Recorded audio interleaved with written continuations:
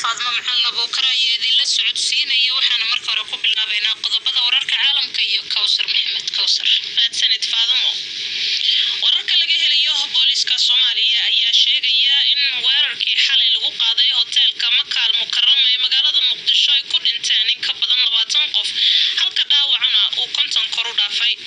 Laamaha ammaanka iyo dadkii weerarka soo qaaday ayaa rasaas isweedeersanaya waxaana weli socda howlgalka weerarkaasi.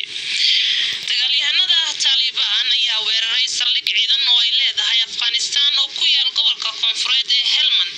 Qof soo midaamiyay ayaa isku qarxiyay meel u dhow saldhigga waxaana ku soo biiray dagaalyahano kale.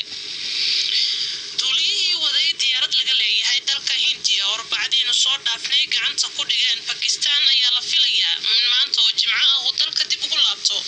Diyaarad ay leedahay Hindiya ayaa ku degtay xuduudda Punjab si ay u soo qaado duuliyaha magaciisa ah Abhinandan oo ah duuliyihii waday diyaaradda ciidamada cirka ee Hindiya oo Arbacadiina soo dhaafnay ay soo rideen diyaaradaha dagaalka ee wadanka Pakistan intii ay socdeen iska horimaadyada militariga labadaasi dal.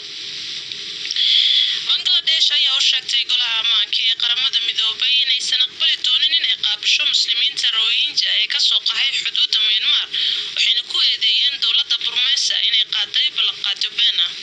Tan iyo markii militariga Myanmar ay qaadeen howlgal ka dhan ah Rohingya ee sanadkii 2017 qiyaastii 3 meelood 1 milyan oo qof ayaa u qaxay dhanka Bangladesh. Waxay sheegeen inay ka baqayaan nabadgelyadooda waa haddii ay dib ugu laabtaan halkaasi. Christine Scrana oo ah ergeyga gaarka ee qaramada midoobay u qaabilsan Myanmar oo la hadlaysay golaha ammaanka ee qaramada midoobay ayaa waxay tiri Military and civilian tensions persist ahead of general elections next year.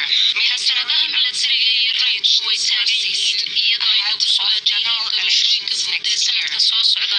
Hannaanka nabaduna waa mid aanan la isku halayn karin iyadoo dalku la daalaa-dhacayo habka soo jireenka ee xukunka ciidamada iyo arrimo kale oo la xiriira xuquuqda bini'aadamka.